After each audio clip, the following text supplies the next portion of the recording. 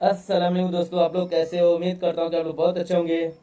आपकी खिदमत में एक वीडियो फिर लाया हूँ मुफ्ती आफ्ताब साहब का, जिसमें मुफ्ती आफ्ताब साहब ने मुंह तोड़ जवाब दिया है।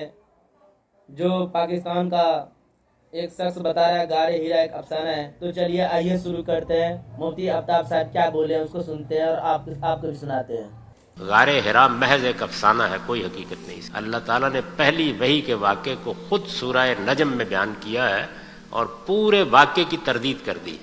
अस्सलामु अलैकुम वरहमतुल्लाहि वबरकातुहू। ये जनाब जावेद अहमद गामदी साहब है। पड़ोसी मुल्क पाकिस्तान से ताल्लुक़ रखने वाले जनाब जावेद अहमद गामदी साहब का शुमार उन लोगों में होता है जिन्होंने मुताला करके बहुत सारे उलूम की जानकारी हासिल कर ली हैं।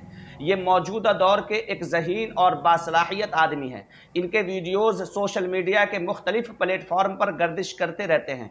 पाकिस्तान के मुख्तलिफ टीवी चैनल्स अपने प्रोग्राम में इनको एक इस्लामिक स्कॉलर की हैसियत से मदऊ करते रहते हैं। जनाब जावेद अहमद गामदी साहब का कलम उतना ताकतवर नहीं है जितना कि उनकी ज़बान और अंदाज़े कलाम ताकतवर है।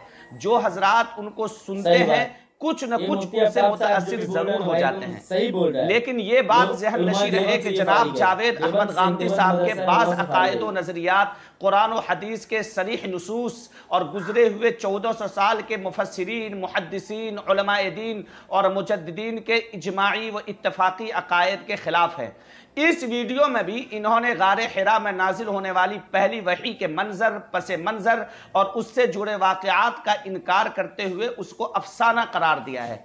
इस वीडियो में मैं जनाब जावेद अहमद गामदी साहब के इसी एतराज का जवाब देने की कोशिश कर रहा हूँ, लेकिन कबल इसके कि मैं उनके इस एतराज का जवाब दूं, मुनासिब मालूम होता है कि जनाब जावेद अहमद गामदी साहब के बाज़ अकायद व नज़रियात आपके सामने पेश कर दूं ताकि आपको अंदाज़ा लगे कि ये किस किस्म के आदमी हैं।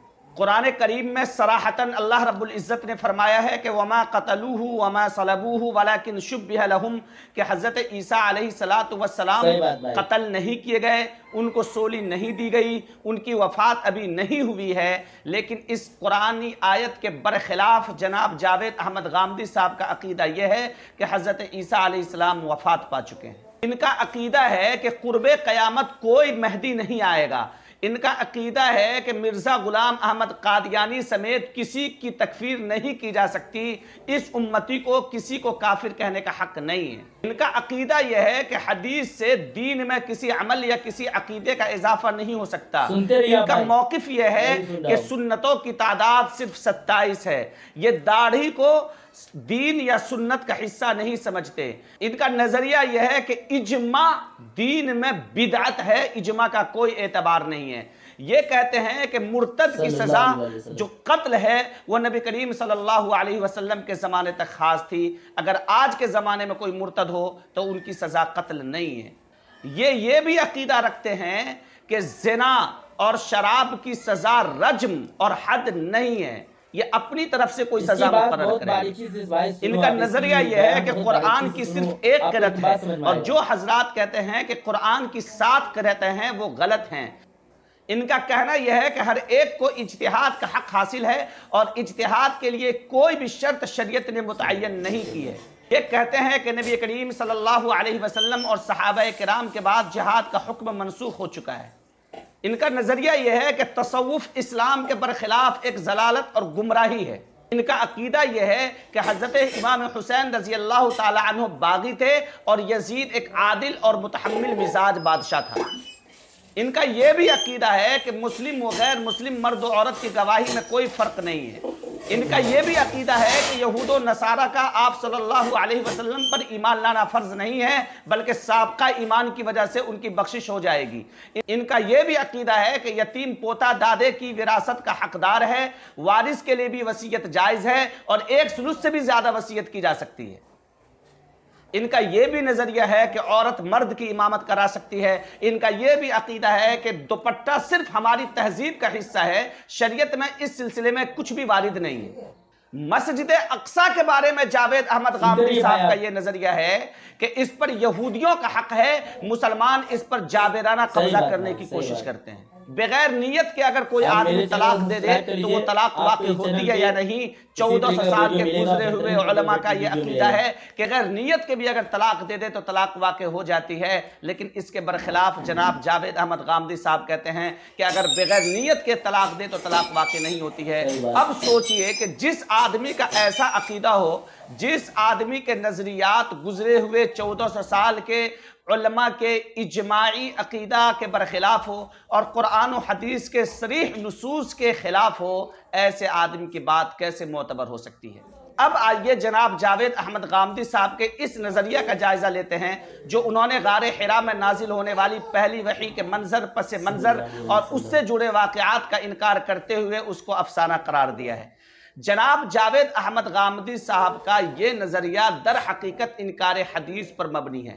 بخاری شریف کی تیسری روایت میں صراحت کے ساتھ غار حرا میں نازل ہونے والی پہلی وحی کے منظر اور پس منظر اور اس سے جڑے واقعات کا ذکر ہے۔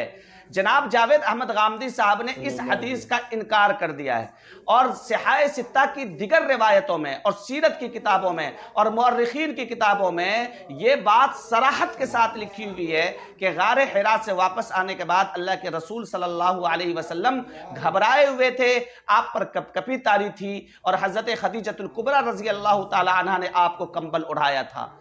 اس کا انکار گزرے ہوئے 1400 سال میں کسی عالم نے نہیں کیا ہے اور کسی مجتہد نے نہیں کیا ہے۔ تمام نے اس بات کو تسلیم کیا ہے کہ غار حرا سے واپس آنے کے بعد آپ صلی اللہ علیہ وسلم کی حالت دیگر گوں تھی، آپ پریشان تھے، حضرت خدیجۃ الکبریٰ نے آپ کو تسلی کے کلمات کہے تھے اور آپ صلی اللہ علیہ وسلم کو کچھ صبر و تحمل آیا تھا۔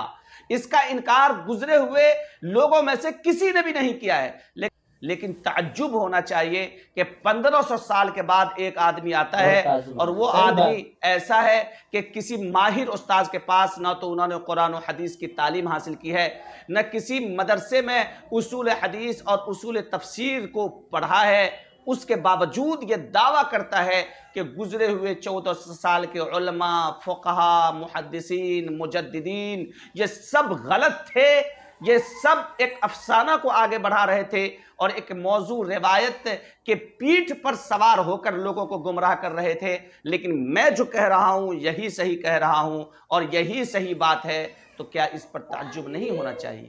جناب جاوید احمد غامدی صاحب کا جو نظریہ اس ویڈیو میں آپ تک پہنچا ہے، یہ نظریہ اس لیے ہے کیونکہ یہ حدیث کو تسلیم نہیں کرتے ہیں۔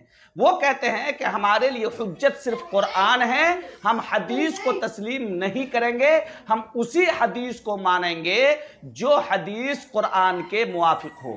اب کون سی حدیث قرآن کے موافق ہے اور کون سی حدیث قرآن کے خلاف ہے، اس سلسلے میں اصول کیا ہونا چاہیے؟ اس سلسلے میں جاوید احمد غامدی صاحب کا کہنا یہ ہے کہ اصول کچھ بھی نہیں ہے بلکہ عقل ہماری رہنمائی کرے گی اور سب کچھ عقل ہے۔ جاوید احمد غامدی صاحب سے پوچھتے ہیں کہ اگر آپ کی عقل کسی حدیث کو قرآن کے خلاف مانتی ہے تو ہو سکتا ہے کہ بہت سارے علماء ایسے ہوں جنہوں نے اپنی زندگیاں قرآن و حدیث کی تعلیمات میں کھپا دی ہیں، ان کی عقل یہ کہتی ہو کہ یہ حدیث قرآن کے موافق ہے، یہ حدیث قرآن کے خلاف نہیں ہے۔ جاوید احمد غامدی صاحب نے اپنے اس نظریہ کی ترویج و اشاعت کے لیے سوشل میڈیا کے مختلف پلیٹ فارم کا اور ٹی وی چینلز کا سہارا لے کر کے بہت سارے بھولے بالے نوجوانوں کو گمراہ کر دیا ہے۔ کوئی دو رائے نہیں ہے کہ ہر فن کا ایک عالم ہوتا ہے اور اس فن سے متعلق بات اسی عالم سے پوچھنا چاہیے۔ اگر آپ بیمار پڑتے ہیں تو کسی عالم سے اس بیماری کے بارے میں نہیں پوچھتے بلکہ آپ ڈاکٹر کے پاس جاتے ہیں۔ اگر آپ کے گھر میں کوئی دروازہ خراب ہو جاتا ہے، کھڑکی خراب ہو جاتی ہے تو کسی ڈاکٹر کے پاس نہیں پہنچتے بلکہ آپ کارپینٹر کے پاس پہنچتے ہیں، ذکر کرتے ہیں۔ اگر آپ کسی مقدمہ میں پھنس جاتے ہیں تو ڈاکٹر کے پاس نہیں پہنچتے، انجینئر کے پاس نہیں پہنچتے بلکہ عدالت جاتے ہیں، وکیل سے ملتے ہیں، ایڈوکیٹ سے ملتے ہیں اور اس سے اپنے مسائل بیان کرتے ہیں اور اپنے مسائل کو حل کرنے کی کوشش کرتے ہیں۔